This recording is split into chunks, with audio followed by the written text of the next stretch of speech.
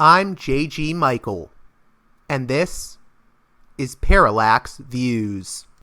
Parallax is you observe an object, you see a change, but that change is not really a change in the object, but just a change in how you relate to the object in your perspective of the object. Welcome to the testing room of the Parallax Corporation's Division of Human Engineering. You will now please crouch to the chair.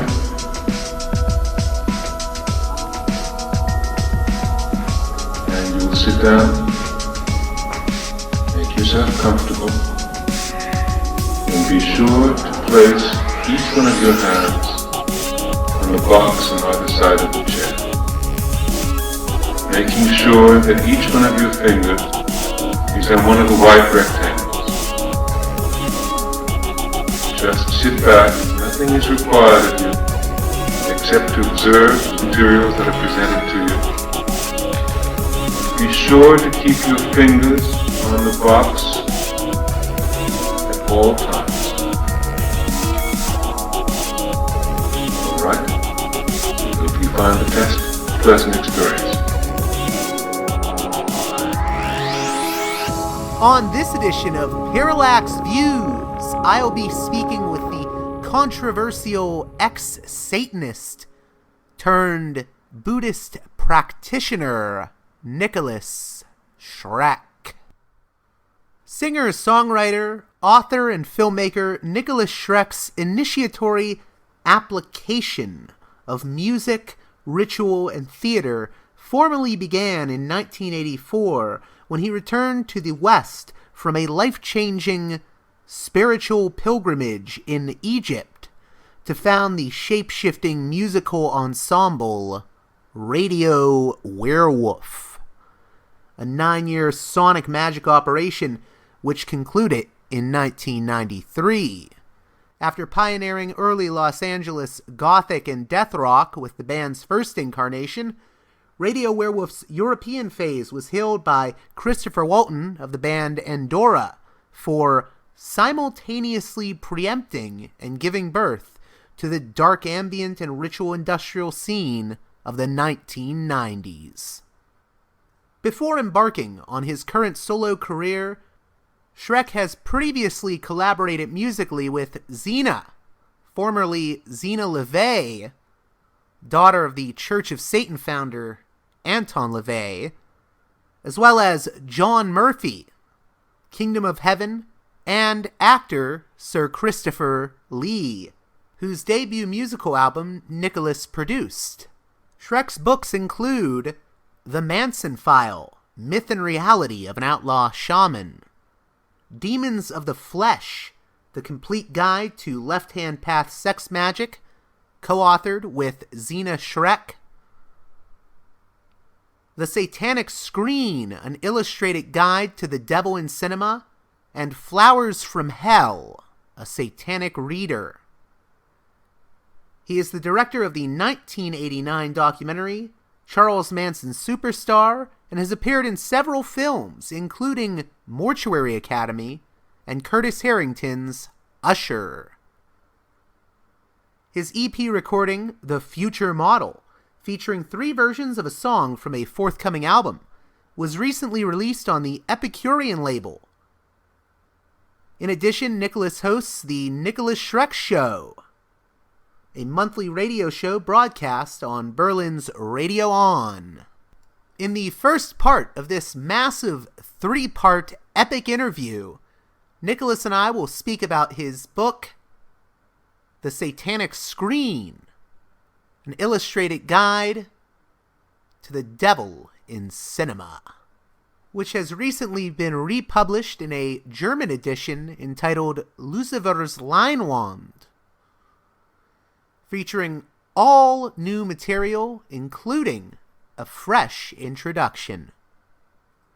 It is an endlessly fascinating read, in that, despite what many thought when it originally came out, The Satanic Screen is not merely some Satanist's guide to cinema, but rather a metaphysical investigation of the devil through his many personas on the silver screen. Moreover, it can be seen as a sociological text, tracking the rise of the now notorious satanic panic of the 1980s and 90s through the changing portrayals of the devil in film. I very much hope you enjoy my conversation with NIKOLAS SCHRECK. Part 1, all about the satanic screen, an illustrated guide to the devil in cinema. Welcome to Parallax Views, NIKOLAS SCHRECK. Hello there. Nice to be here. So you are sort of a legend in what people would call, I guess, the 80s underground culture for, stuff like Radio Werewolf and your work on the Charles Manson case. But you have a new German release of one of your books out, The Satanic Screen, which is the sort of... The Satanic Screen came out in Britain with Creation Books. The Satanic Screen, an illustrated guide to the devil in cinema, was published in 2001. And it's a comprehensive study of the satanic in cinema. And at that time, there had never been an exhaustive study of that subject whatsoever. So it was a first in that regard. And a few years ago, the Austrian company VF Sammler commissioned me to write a completely revised and updated version going into the satanic films that came after 2001. And I've also added a great deal of material to the book. So it's almost a new book. Now it's been republished as Luzifers, Leinwand, der Teufel in der Filmgeschichte, and that's available from VF Sammler in Austria, and it's available in all bookstores in German-speaking countries right now. And the Satanic Screen will also be republished later this year, I'm hoping, in English. Oh, that sounds great. And I want to get into the book, but first I want to talk about how did you become interested in the devil and all his works, so to speak? Mm-hmm. Well, if there are listeners who are genuinely interested in that topic, I should first of all recommend an excellent book that was printed recently in England. When I was in London giving a lecture in January, I gave an interview to the publisher David Flint, and he printed a book called Satan's Superstar that has a very long and extensive interview focusing completely on my involvement with the devil from the beginning of, from my childhood until I eventually drifted away from the Prince of Darkness. So I would recommend anyone really interested in in-depth approach to that topic to look for Satan's Superstar, which is available from the Reprobate Press in England. But to answer your question, first of all, I think to answer it properly, because of all the misimpressions there are about my career and my spiritual beliefs, I make a point these days of making it clear, though I should point out, I totally renounced Satanism in any form and occultism in any form a long time ago. And in the early 21st century, as many people may know, but I know some still don't, I formally converted to Tantric Buddhism, or Vajrayana, or what is popularly known as Tibetan Buddhism, even though that's a bit of a misnomer. So I am a practicing Tibetan Buddhist, but I can talk objectively about my spiritual direction as what I would prefer to call a devil worshiper, to make a difference between the word Satanist, which very often is a misnomer used by people who are basically atheists, who are just using Satan as an archetype or a symbol. And I think it's important to point out that was never my approach. I was actually a disciple of the devil, and I believed, and I still believe, even as a Buddhist, the devil is a existing consciousness. It is a being with its own intelligence and agency. It is not just a symbol or an archetype. So before I can answer that question, I think for many of your listeners who may have misimpressions about what my beliefs are or were because of my media appearances during the satanic panic in the 80s, I think it's important to begin with that proviso. Right. And I think the term a lot of people use to differentiate the sort of Levian Satanists from theistic ones are diabolists or diabolists. Right, that just seems like ornate semantics that really doesn't mean anything. I mean, to me, Levian Satanism is completely meaningless. I mean, I'm a traditionalist. Etymologically, to be a Satanist means you accept the existence of Satan as a real being. So this latter-day atheistic form of, quote, Satanism, it's not Satanism at all. I mean, and we'll get into this a bit later, but Anton LaVey didn't believe in an actual devil, and this was a major difference between us. I did, and I do, and to him it was just a convenient symbol for his particular business come ideology. So I just have to differentiate. I don't take Levian Satanism seriously, and so to call it, I've heard it called diabolism to differentiate it from Satanism. I've heard it called Luciferianism, but I'm going back to ancient tradition. I'm not talking about, and I'm not interested in the modern occultists that have adopted various flavors of the month to do with that entity. When I refer to it, I mean the literal existence and worship and communication with an actual being that is the devil. So that's sort of introduction that I have to say to make it clear where I'm coming from. Okay. And just for my listeners, Satan's Superstar, edited by David Flint, you get into that in much more detail, but I really want to get into the book, The Satanic Screen, because a lot of people, I think, misinterpret it as, just a guide to devil movies or Satan movies, when really it's a metaphysical investigation of the devil in cinema. Right. I would say probably that's my own fault. Most of my books and music and all of the work I've done usually has many different facets of what I'm getting at, and it depends on where the particular audience is in their own mind, whether they're going to get all those facets. So yes, you're absolutely right.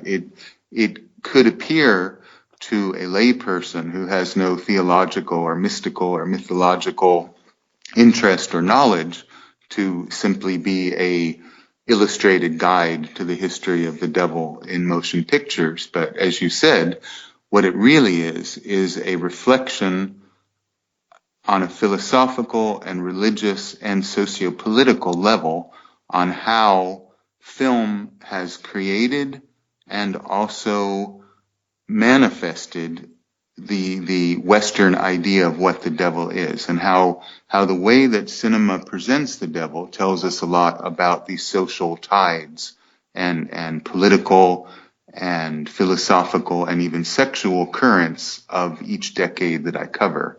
In other words, the satanic film is merely a framework or a prism to look at human understanding of the devil. And a secondary factor is that if you really look at it, and we can get into this a bit, there is so little actually known about the figure of Satan, the devil, or Lucifer. People think that they have knowledge about it, but most of it is erroneous folklore or misinterpretations of the Bible. And so really, in the 20th century, the idea that most people have in the Western world of this being the devil, it actually has been shaped by the cinema. So I think that's an important consideration. And yeah, you are right. The main concern I have, of course, I am reviewing and analyzing all of these films going back to the 1890s to last year from an aesthetic and cinematic perspective. But on a deeper level, I'm speaking on a spiritual level, how magically the art of film is a mirror. It is a magical medium in itself. Like the tape recorder and the photograph and the motion picture camera actually have magical qualities. And that's the underlying theme of the book, is how film magically creates an alternate reality, and how the devil has always been integral to that process. Right. And you know, I want to back up a bit, because one of the most interesting things about the new introduction to the German edition of the Satanic Screen is you point out that there's a lot of these misconceptions about the devil in the Bible. You know, even the idea of the word Satan, you get into the etymology of that and point out that if you go back to the original Hebrew, it's not what we think it means. Exactly. It's almost incredible. I mean, you would think the devil is certainly one of the most well-known, or at least most discussed topics in the Western world since Christianity took over Europe and then the rest of, America and England, etc. You would think that it's such a well-studied subject and so familiar to millions of people, but in fact, it's shocking how much misinformation there is. And just as I said about the book that I wrote before this, The Manson File, Myth and Reality of an Outlaw Shaman, hidden in that book is a direct and clear explanation of the theological mystery of who is and what is God. Well, the Satanic Screen, or Lucifer's Leinwand, also answers the question pretty explicitly and clearly, probably more than any other currently available book except scholarly biblical studies. It answers the question, who is the devil anyway?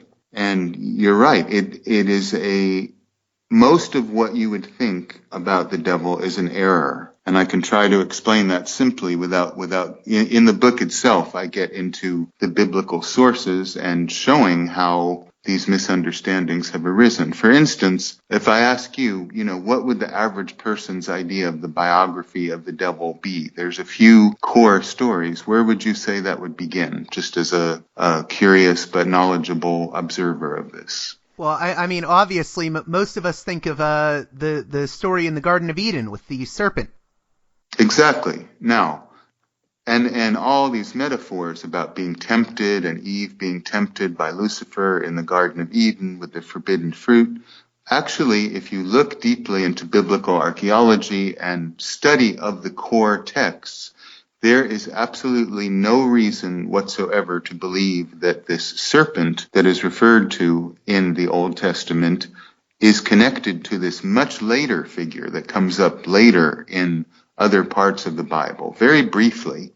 So that serpent, to make a very long epic as short as I can, is not the devil. And no ancient peoples ever believed it was the devil until the Christian doctrine was formed, and they retro-engineered and went backwards and took these stories from the Bible and gave them a satanic inference that they never had. So we can forget that. That's just a folk tale. Actually, that serpent that Eve encounters in the Garden of Eden story in the Bible is simply a serpent, and it could possibly be a positive serpent. It's, the Gnostics interpreted that serpent very differently than Orthodox Christianity did. So that isn't the devil. Then the second story that probably even non-religious people or people who don't actually believe in the devil have heard is Lucifer fell from heaven, and Lucifer had a kind of dissident rebellion against Jehovah and was expelled from heaven, and that he was an angel who was banished for his treachery against God, and then was then sent to hell, or sent to earth, with his army of demons and principality and hierarchy of other demonic entities. This is also a misunderstanding. That story pretty much was developed much later in great detail in a literary source by John Milton in Paradise Lost. The actual Bible has very sketchy information about this so-called battle. And in fact, the name Lucifer is also not the devil and is not Satan. If we literally look at the Bible as a source, the word Lucifer was a mistranslation when the Bible was being translated from Aramaic and Hebrew and the earlier tongues that it was written in into other languages. When it was translated, they took a common word for Venus, the morning star, and translated it into Lucifer, light bringer. So it's simply a mistranslation, and the brief reference to Lucifer falling from heaven in the Bible is not Satan, is not the devil. It's merely a poetic metaphor for some long-forgotten Babylonian king that the Hebrew tribes obviously didn't like. It's just a political statement about the fall of a mighty king who they are comparing to the brightest star in heaven, the planet Venus. So again, I think a lot of people would be surprised by that, including people who call themselves Luciferians. Lucifer is not the devil or Satan. The snake in the Garden of Eden is not the devil. And now, then there's another being that is called Satan. But if we look closely again at the actual source of this Middle Eastern mythology and folklore that was gathered together in a very haphazard way in these books that we popularly call the Bible. The Satan in the Bible, and we can go to parts of the Bible that were never printed, parts of these same ancient texts that were never incorporated into the official party line version of the Bible. Jehovah, popularly known as God, or Yahweh, was one of many gods, like in Greek mythology or Norse mythology. Doesn't that go back to the Elohim or the council?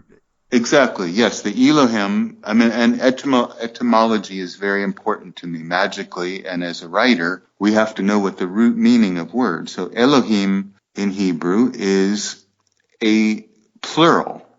So that's referring to gods. So even the idea that the Old Testament is speaking of one monotheistic creator God is also a much later blurring of ancient legend and mythology that posited exactly like if people are more familiar with the divine pantheon of ancient Egypt, of Greece, of Rome, of the northern lands, the folk roots of that mythology, the Elohim, were a group of gods. Jehovah was one. Yahweh was one particular war god and thunder god in a desert principality. And later, he was, as this has happened many times in human history, a particular ethnic or political group exalts a particular local god, and they made him into the so-called only God, creator God. And you mentioned the council, and this is important too, is that this, like in all mythologies, the gods are sometimes represented as sort of kingly or royal beings, and Jehovah or Yahweh is said in the Bible to have a court, a celestial court, like a king would have. And one of his celestial messengers, and this word angel, which means in Greek, simply means messenger, was a demigod-like being referred to not with the name Satan, as if, like you are Joe, people think his name is Satan. It is a title for a particular kind of being called the Satan. And the Satan simply means the opponent. And what it has often, this is another major misunderstanding that Satanists and Christians alike share. The Satan as we see it in the actual Bible, rather than the later misinterpretations of it, is the messenger of God. The Satan is a kind of celestial being who goes from God's kingdom, from Jehovah's kingdom, this court, to earth. So we have to keep in mind that the Satan is not the name of a being. It is the title of a flunky or a functionary of God who is in no way adversarial to God. The reason why the word means in Hebrew adversary or opponent, it's the same as in British English, an attorney, a prosecuting attorney, is called an adversary. It doesn't mean a rebel. It doesn't mean a dissident. It doesn't mean an outlaw or a misfit, as has been misinterpreted by modern Satanists. It means the Satan is sent by Jehovah to earth to tempt and to test human beings to make sure that they are obeying the dictate of God or Jehovah. So it's very strange that later they had been developed in folk tales and in Christian doctrine, the idea that the Satan is this gigantic, almost opponent to God or a dark counterbalance to Jehovah, when in fact he's like God's policeman. Or in the Satanic Screen, I compare the Satan to, if you think of God as the mafia don, Satan is the underling that is sent to earth to say, nice place you got here. You know, he's there to threaten people. He's the Gestapo or the KGB for the dictatorship run by Jehovah. He comes to earth to tempt and to check whether people are holy enough. So that's, and that's right there in the Bible. So it's rather perplexing that people have come up with the idea, a lot of it through Catholic doctrine, but also through other Christian thinkers who came much later than the Bible. This idea that Satan is the adversary of God is historically and theologically wrong. The Satan is a very minor assistant of God who comes to earth to make sure people are obeying, as he does in this famous story of Job, where he is sent to test Job. I mean, that's a very well-known story to Christians or anyone who's actually taken the time to read the Bible. And of course, one issue is a lot of Satanists who use these words very loosely and poetically and romantically have never read the source material, the Bible. So those are just some of the gigantic misunderstandings about this being. So just to recap, that snake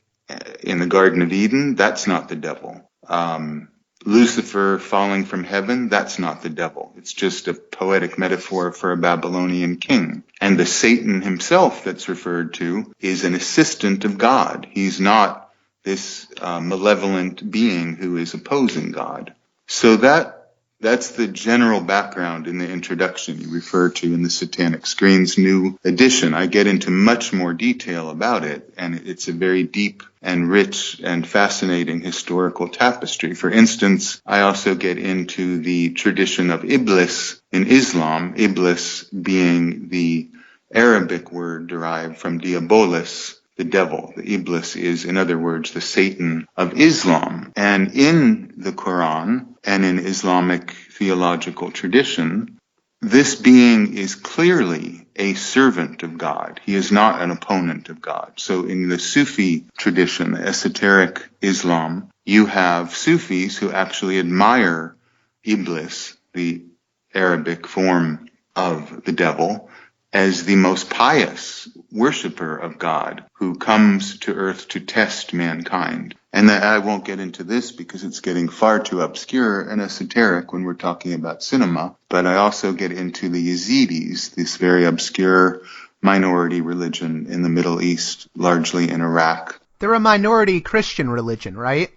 Well, not really Christian. You could vaguely...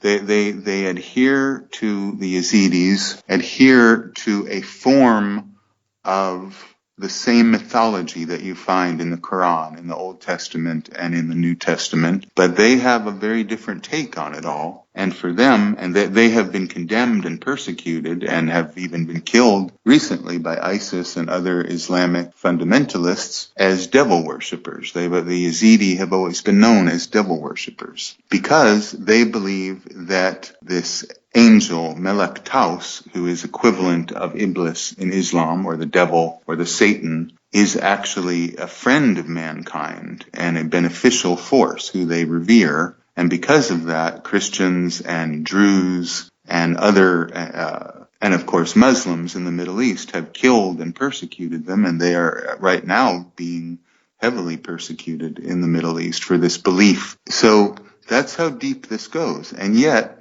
Western popular culture completely misinterprets the devil. So that I think that may surprise people who don't really know much about theology, but there is no actual religious basis for the idea of this malevolent, horned, red-skinned being that is referred to as the devil. And then the final thing I'll briefly say about that before we get into the films is where the idea of this gigantic malevolent force comes from is Revelations, at least as far as what's published in the official version of the Bible. In Revelations, John of Patmos describes this gigantic dragon who is the Satan and who comes at the time of the apocalypse or the revelation. And Jesus hurls this dragon that is specifically referred to as that old dragon, Satan, into a bottomless pit. But that is a much, much later interpretation. And so the main point is Christianity took these very ancient streams of mythology and sort of put these stories together and made it one character, although they're not the same character, if you follow that rather complex thread. Right. And it gets very complex, but I would really recommend people pick up the book because, I mean, this is a book that is going to piss off both Western Satanists and Western Christians as well. So, if my books don't piss off everybody, they're probably not telling the truth, I found. So that's a good recommendation. And however, I should say it shouldn't piss off anybody who's actually interested in the truth.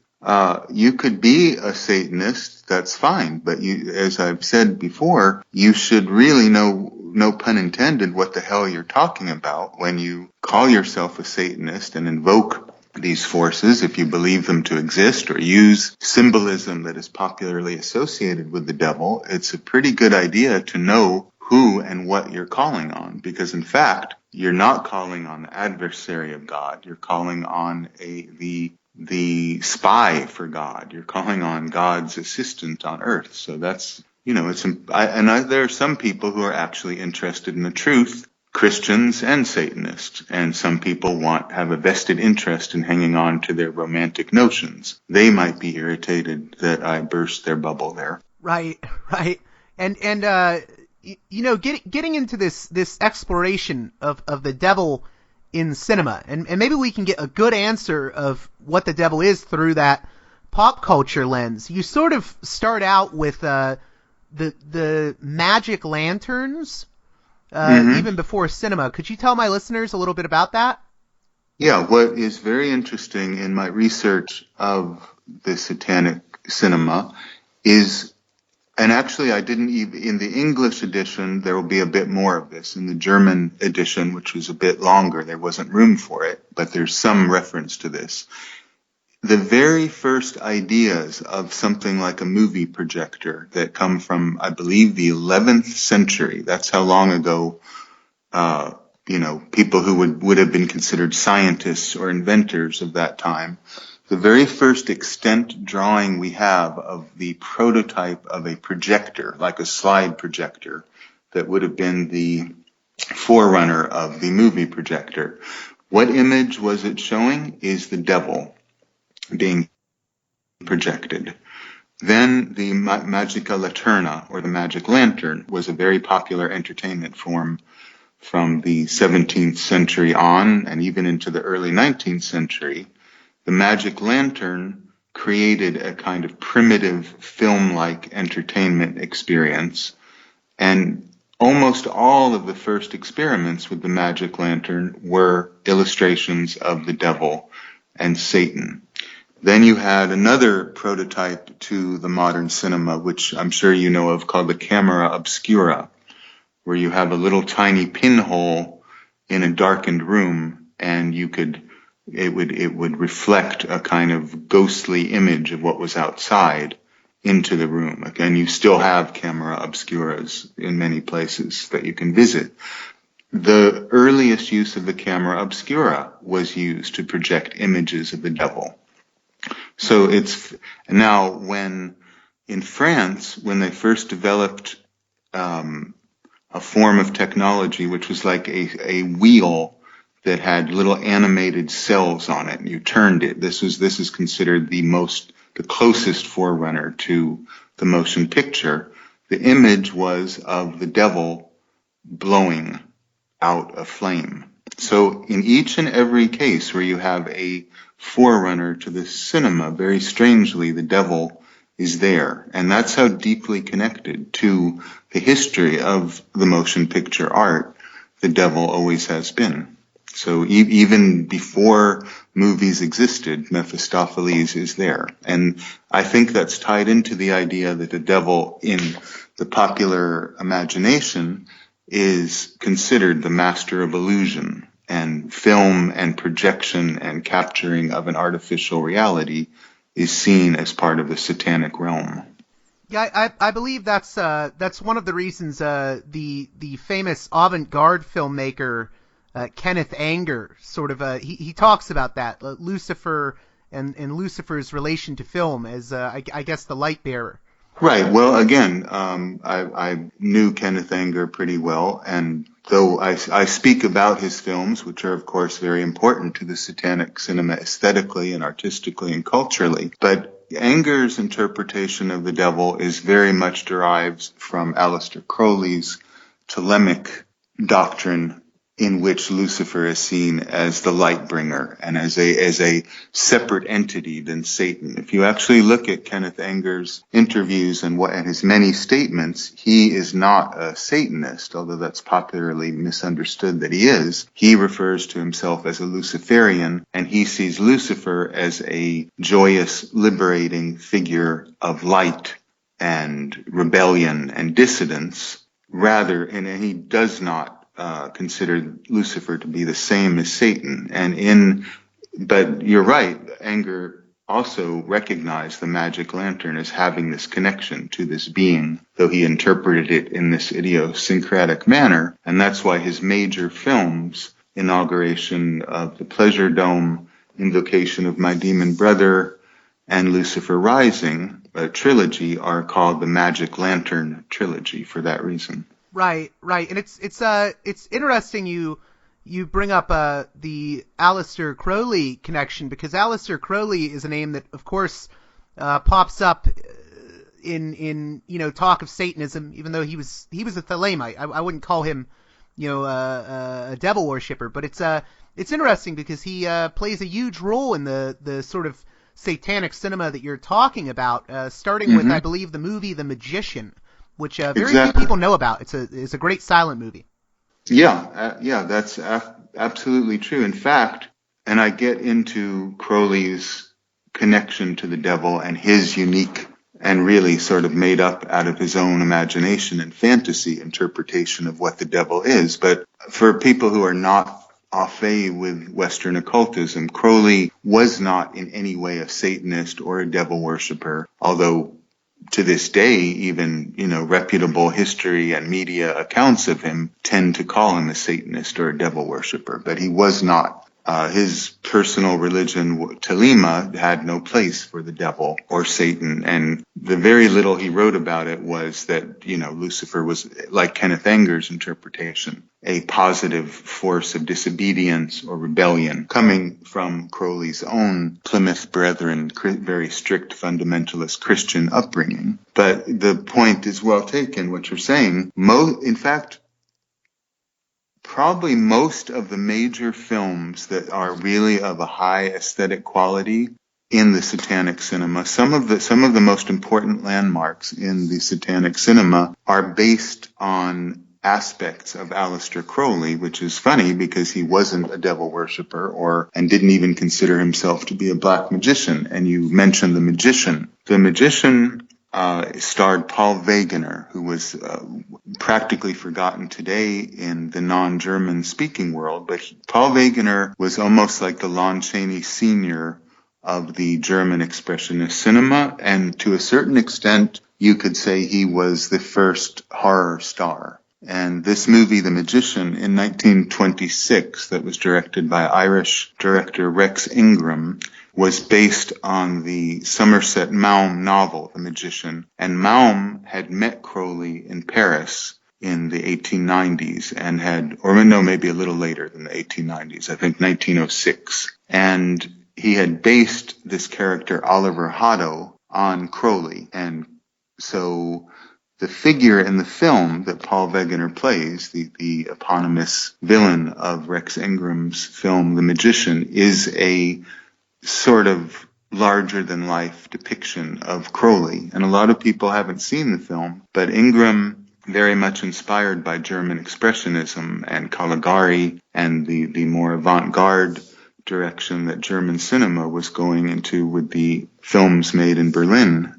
in the 20s, took the Crowley myth and he sort of created the archetype of it in this Oliver Haddo character that the first horror star, Paul Wegener, played. So I would recommend anyone who wants to see even though the film is largely forgotten now, unjustly, I think, it set the role model for the satanic villain in American cinema. It was one of the first Hollywood films to deal with a Satanist figure. So that is definitely an important trope in that. And then there are that was the 20s. In the 1930s, The Black Cat. Exactly. You took the words right out of my mouth. Sorry. No, that's fine. I love that movie. It's Edgar Ulmer's The Black Cat. Right. Edgar Ulmer, a very uneven, but when he was at the height of his powers, a brilliant director, made The Black Cat. And again, like Ingram's The Magician, The Black Cat is almost an homage to the style of German Expressionism of the silent era. And Ulmer had worked on the film Faust with F.W. Murnau, who also is an important creator in the supernatural cinema of Germany.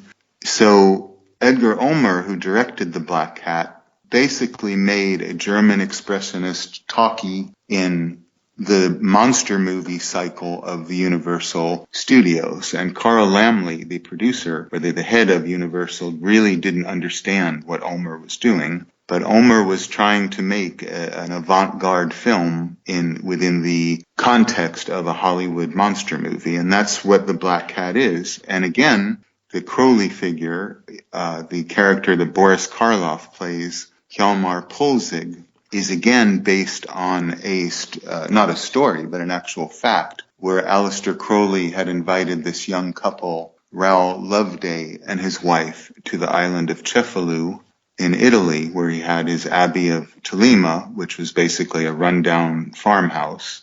But Crowley had a tendency to grandiosity, and a black cat's blood was drank in a ritual that was held there. And Raoul Loveday died and got sick. Now, based on this little story, which was heavily covered in the yellow press when Crowley was being lambasted as the wickedest man in the world in the yellow press at that time, the story was pretty well known as a scandalous, horrifying example of occultism gone too far and orgies and wickedness. So the character Hjalmar Polzig, who is the first character in any film that is referred to as a high priest of Satan, he's actually referred to that, had a very large influence on the actual, if you want to call it actual, satanic and occult renaissance of the 60s and 70s, because the figure of Hjalmar Polzig, this satanic high priest in The Black Cat, sort of set the role model for the very idea of a satanic high priest of a diabolical cult. And it's very strange to see these things in a mainstream Hollywood-produced monster movie of the 1930s in the Universal cycle that produced Dracula, Frankenstein, Phantom of the Opera, etc. So it is an incredible movie, and there's a lot of deep dimensions to the film that I think it's not really understood how much it influenced the satanic cinema to come. But it had one of the first scenes, a scene that has been repeated ad nauseum in the satanic cinema thereafter, of the Black Mass being held. And it's in this very expressionistic style, almost futuristic style of the female victim laying prone on the altar, things that became a cliche in the satanic cinema to come. Ulmer innovated in this very famous Black Mass sequence in which Boris Karloff, humorously, from his college Latin, was just spontaneously saying any Latin phrase that came into his mind as part of the satanic ritual. Wow.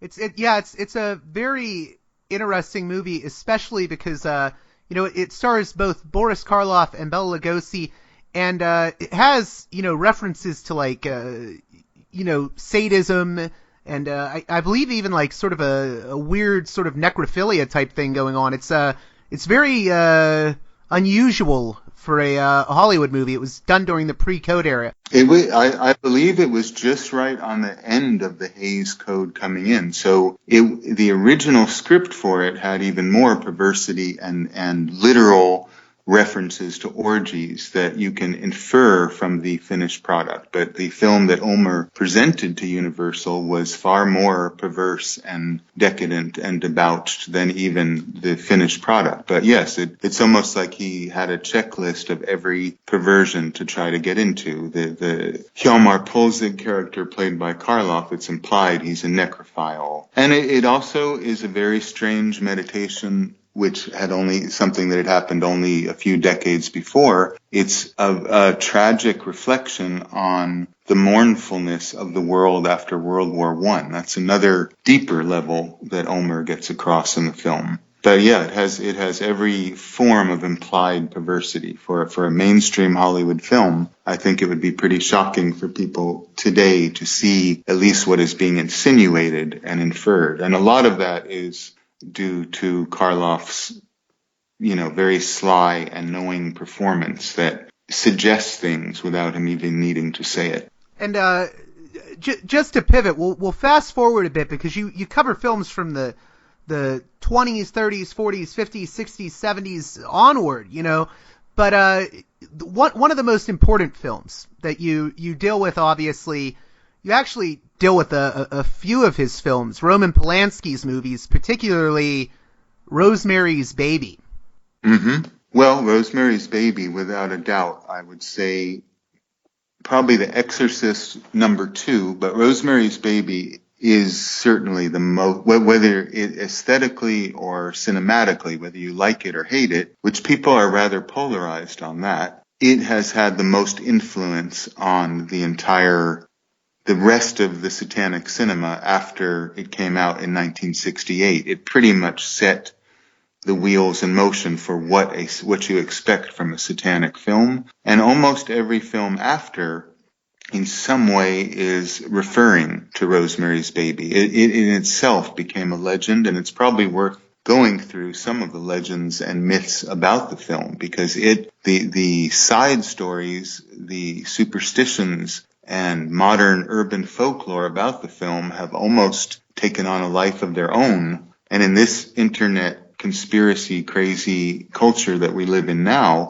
it is looked at as a kind of blueprint for, and especially because of Polanski's personal life and his pedophiliac reputation, it's looked at as some kind of blueprint of a cult Hollywood, which is something that, of course, a lot of right-wing and Christian conspiracy theorists believe. Hollywood is ruled by elite, that word that they overuse, Satanists. And Rosemary's Baby is even today, over 50 years after its release, looked at as the cauldron out of which this elite occult conspiracy was born. I'm referring to the general idea that every celebrity has sold their soul to the devil. Well, the plot of the film about an actor who basically gives his wife to this satanic cult next door for success as an actor, a lot of conspiracy theorists today interpret that as Polanski winking to the audience, this is how Hollywood works. And of course, that I don't believe that's true whatsoever. He is, Polanski, whatever you think of him as a human being, is an existentialist and an atheist and not in any way involved with the occult. He was just telling a psychological horror story. But the most interesting thing about Rosemary's Baby is the mythology that's come out of it, its connection, purported connection to the Manson murders, the supposed curse on everyone that was involved with the film, and we could go into that. That's a whole hour of, and I do analyze exhaustively all of these different layers to Rosemary's Baby in my book.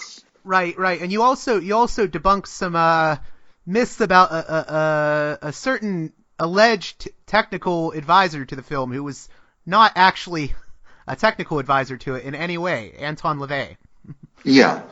Anton LaVey, okay, his only connection to the film whatsoever was after the film had been released in San Francisco, LaVey was asked to do a publicity stunt and to show up at a local San Francisco theater in a hearse. And this is the kind of William Castle-like publicity gimmick that went on in the 60s with horror films. And in fact, William Castle, if you know who he was, this so-called Schlockmeister who made The Tingler and many other exploitation horror films of that House type. on Haunted Hill.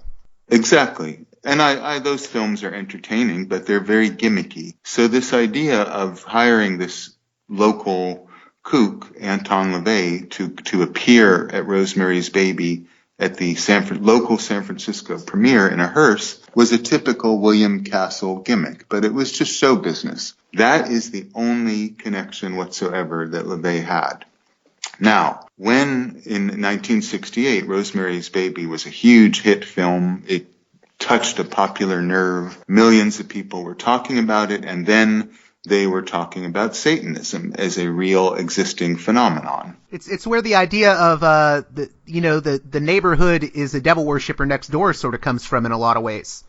It absolutely, and it doesn't come from Polanski. It comes from the now sort of forgotten and lesser known Ira Levin novel, which came out a year before, and which even Alfred Hitchcock had optioned and was originally considering directing before he passed it on to William Castle, who then gave it to Robert Evans, who then hired Polanski. So the novel Rosemary's Baby, which is pretty much forgotten in our post-literate age, already got suburban cocktail parties talking about devil worship and the possibility of satanic cults being living next door. And in many ways, that was the seed for the satanic panic that really came to its full malignant blossoming in the 1980s. This idea from a fictional source, and Ira Levin was an atheist who didn't believe in the devil. And originally the novel was supposed to be about a woman impregnated by an alien.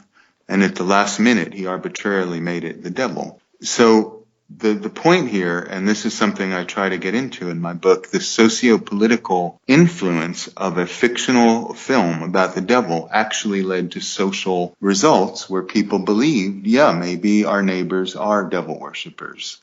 And a lot of the current ideas about Satanism come from that. But to return to the LaVey debunking, so based on this tiny little grain, and this is the way LaVey worked, which I know, of course, firsthand, having known him very well, he would take a little grain of truth and magnify it to gigantic proportions and then insert himself into the tall tale or narrative that he contrived. So in this case, if people know, outside of the occult world or the world of people that are interested in these sort of people, probably the main thing they might even know about Anton LaVey would be he played the devil in Rosemary's Baby, and he was the technical advisor. Wouldn't you say that would be one of them? Yeah. So, I mean, even in his obituaries in Time magazine and other places, that very brief obituaries, that was his claim to fame, his accomplishment. Well, I talked to Gene Gutowski about other matters related to the Manson murders, actually. But in the context of that conversation, he made it clear, this is one of Roman Polanski's best friends and the original producer who put together the package of Rosemary's Baby. He told me explicitly Polanski based his film only on the novel, and it is a faithful adaptation of the novel. So there was no technical advisor, and they never met LaVey. After the film had this huge success and got everybody talking about Satanism, LaVey himself started the rumor that he had played the devil in Rosemary's Baby. In fact, we also determined that the devil in the rape scene, the dreamlike rape scene of Mia Farrow, was played by a character actor named Clay Tanner. And this is in the Paramount paperwork. It shows who played the devil. There's no mystery or ambiguity about it. But the fact is, and I've learned this throughout my life, the sort Sort of like whatever the apocryphal story about the Hollywood producer, don't tell the truth, let's use the legend. People don't care what's true in this field. I do, and that's what the satanic screen is trying to make clear, to separate, and this is probably a main theme in my work, what is a myth and what is a reality. So there's people to this day that would like to believe that Anton LaVey played the devil in Rosemary's Baby. He didn't, but he used it, he took Polanski's creation and basked in its infernal limelight to further his own publicity ends, but he had nothing to do with it. And it had further ramifications in that after the murder of Sharon Tate on this, 49 years ago to the very day that we are doing this interview, as coincidence and fate would have it, because of Polanski making Rosemary's Baby, and because Sharon Tate was in also a minor, vaguely satanic-themed film called Eye of the Devil. With Donald Pleasance and David Niven. Yeah. Exactly. Because of that, when nobody had any idea who the killers were, there was, of course, a lot of speculation about that maybe there was a satanic motive to the crime. And that conspiracy theories is still very potent to this day. A lot, despite all of the research and information that I presented to prove what the Manson murders actually were about, a banal drug deal that went wrong. To this day, people believe that maybe because Polanski was involved with Rosemary's Baby and Anton LaVey supposedly played the devil, maybe it was a satanic revenge murder. And again, this was a sort of formative influence on the potpourri of conspiracy thinking that led to the Satanic Panic. So my point there is these may seem like frivolous horror films, but they have had a direct impact on American society and even law enforcement, and have created, paranoid chain effects that go far beyond. Especially the Exorcist. That's the one that you really get into and how it affected the Satanic Panic later on. Right.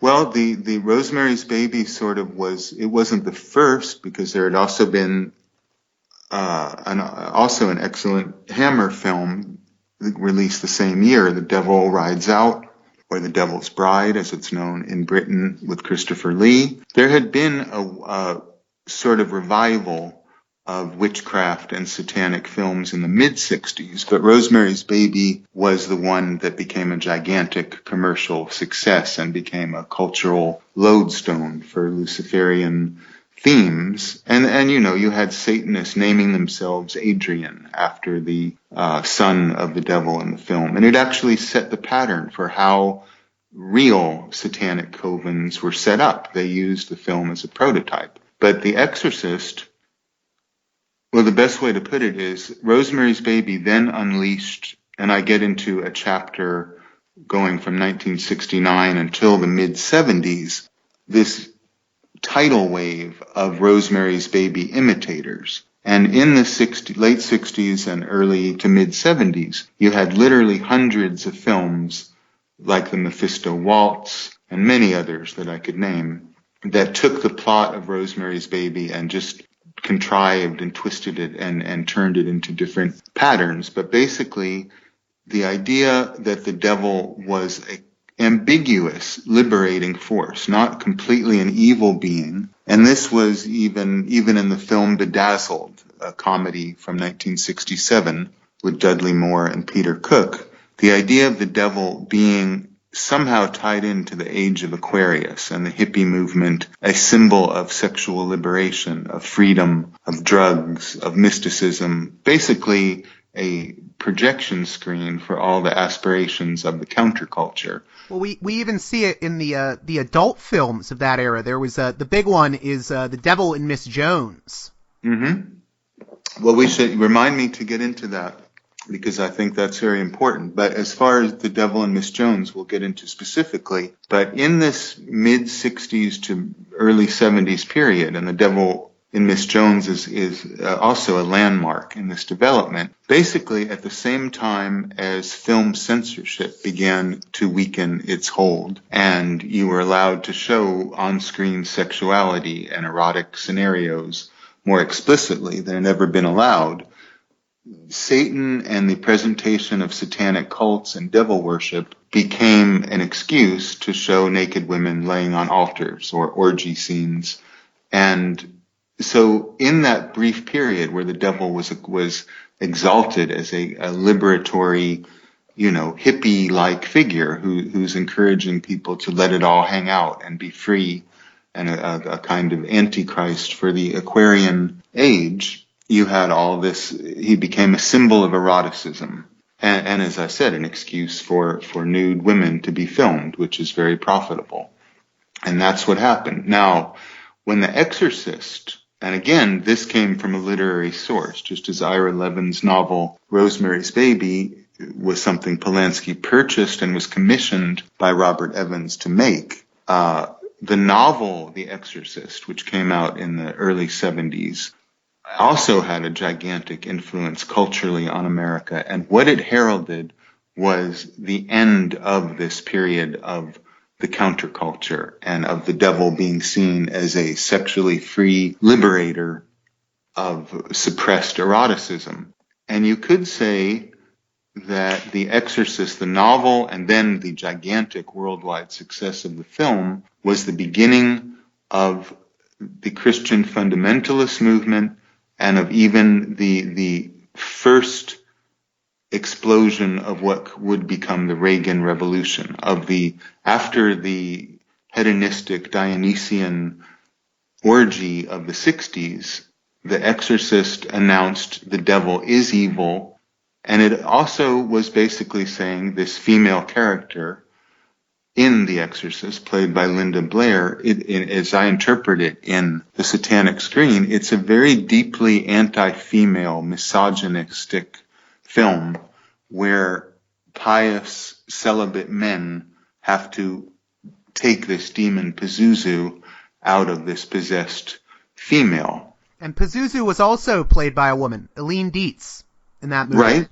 Right. And the voice of the devil was a female actress, Mercedes McCambridge. So I interpret The Exorcist, and I am probably singularly alone in thinking it's a very bad movie, just on a cinematic competence level. I don't think it's a good film, and I'm always puzzled by how many people think it's one of their favorite horror films. But it's important socially. Is Rosemary Baby sort of said Satanism could be normal. It's probably not that bad. The people next door might be Satanists, and that indicated that the pendulum had swung so far that even what Western Christianized society had considered the ultimate evil, even that taboo was broken with Rosemary's Baby to a certain extent.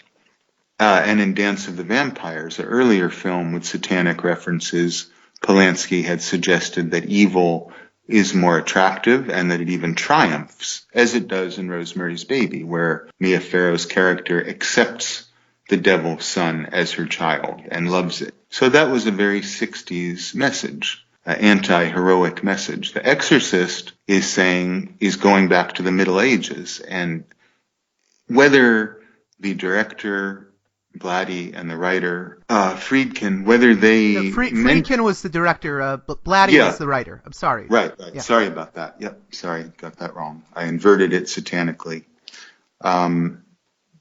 Whether they intended it to be or not, that The Exorcist became a blueprint for a new squeamishness about female sexuality and a return to, quote, traditional Christian values, and it led directly, because it was practically like a fire and brimstone sermon manifested in a cinematic form. Right-wing Christian organizations and theologians adopted it practically as a Christian instructional film. And then the idea, people forget that people went to that film fully, they were starting to have hysterical symptoms of possession. People were vomiting in the film. It was an extreme psychic reaction all across America. It was almost like it was a purgation to the American psyche. And people have forgotten what a powerful effect that film had. But it created And I use the word right-wing loosely because, to my mind, this kind of Christian fundamentalism is its own special American ideology. I'm not sure what you could call it, but that particular homegrown American Christian misogyny, I think The Exorcist, and then I think also almost to an equal degree, The Omen in 1976, which took the Antichrist idea, and basically the same plot.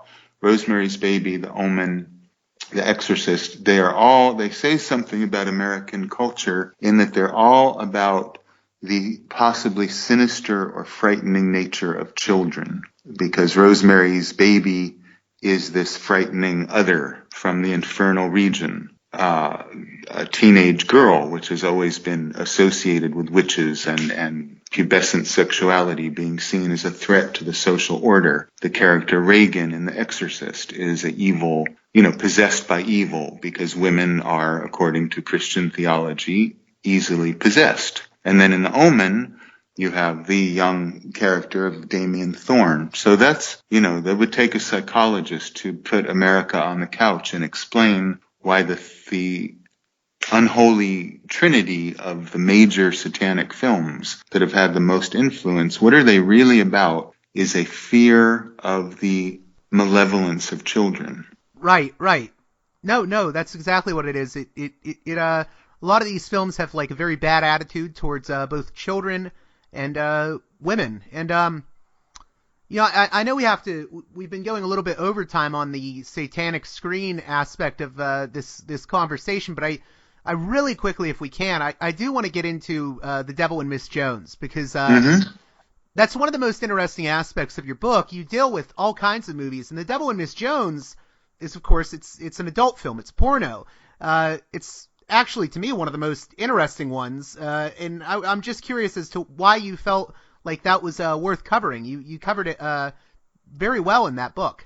Mm-hmm. And I did put even more information about it in the new edition because, as you said, I do think it's an important landmark in the satanic cinema and culturally, and to the degree that really, when you get down to it, from the earliest beginnings of satanic films in the silent era to today, the satanic cinema is really about Western Christian society's view of women and the power of their eroticism, and projecting this totally misunderstood idea of Satan, the devil, or Lucifer as the instigator of this dangerous, powerful force of female sexuality, which is basically the malignant influence of the Abrahamic religions in Western society, this hatred of female eroticism and the need to suppress it. I would say that underneath the masquerade of it being about the devil, that's really what these films are about.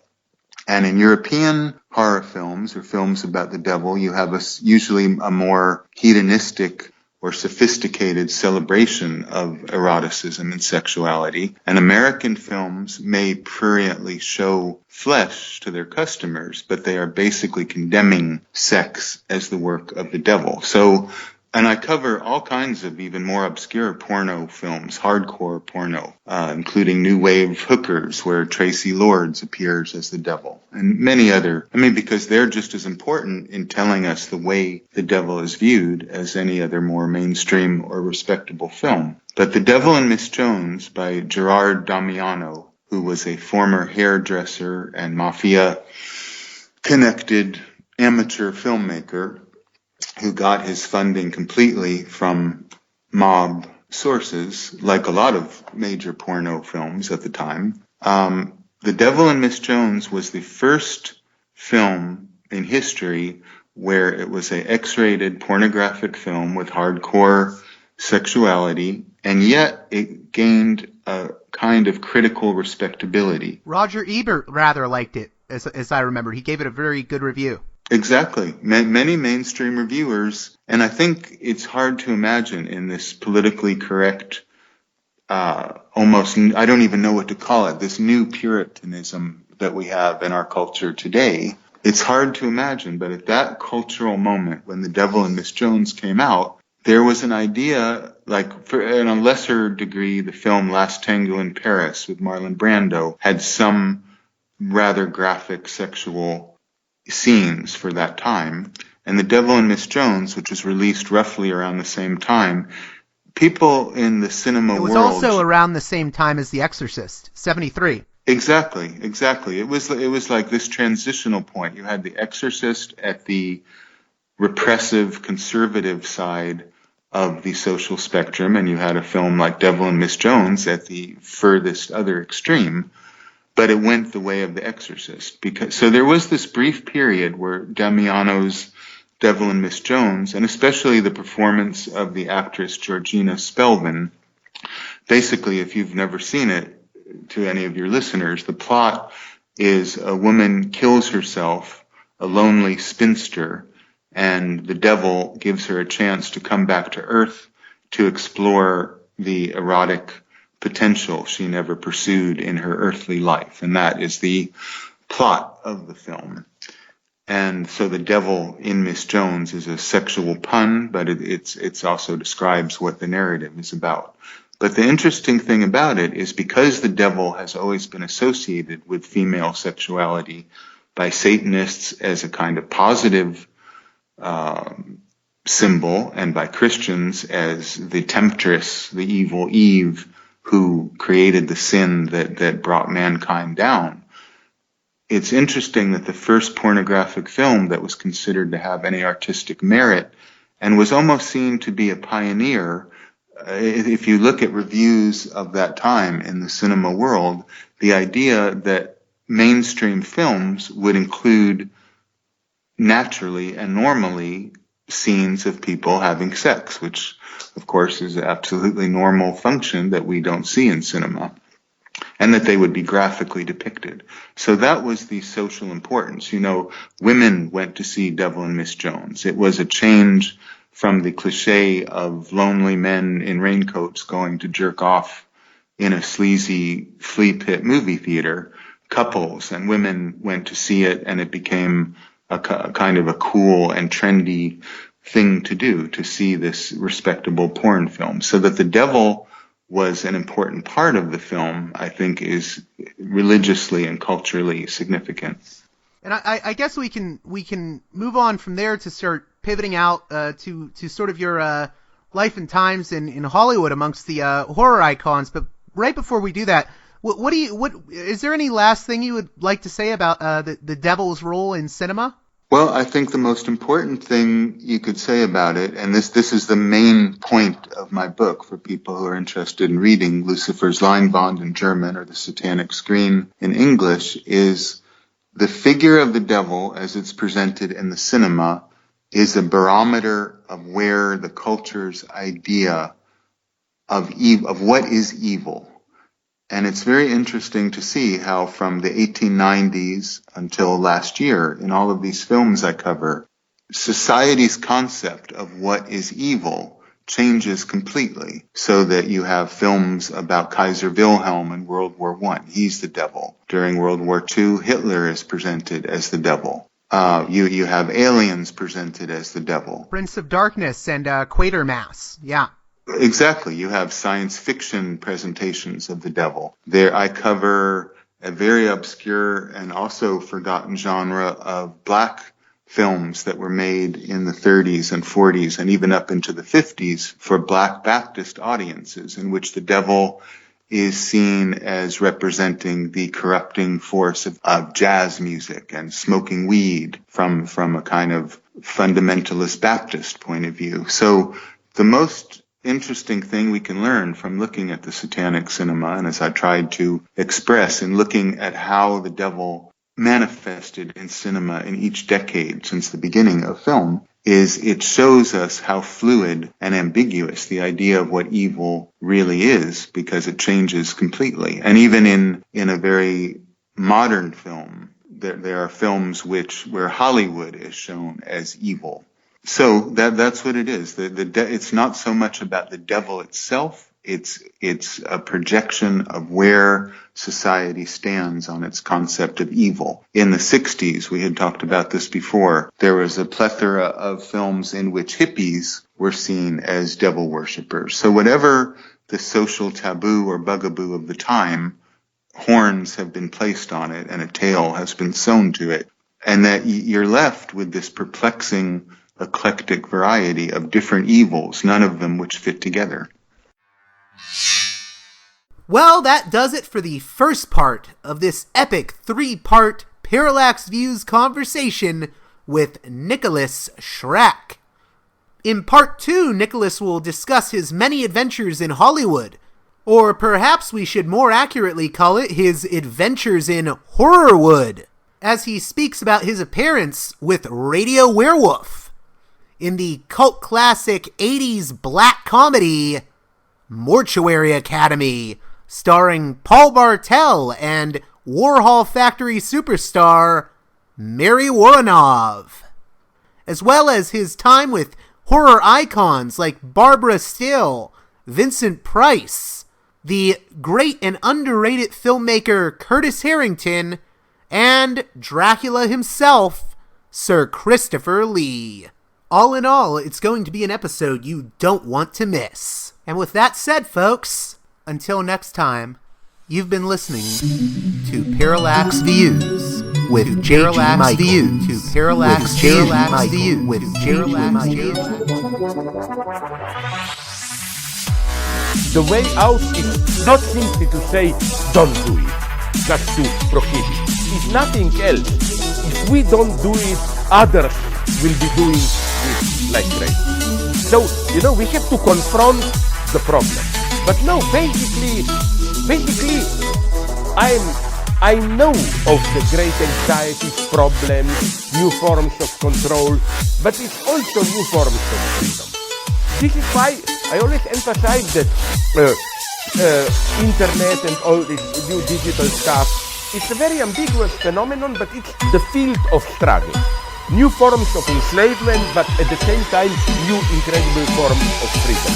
We have to accept the fight with no nostalgia for old, allegedly more authentic communities or whatever.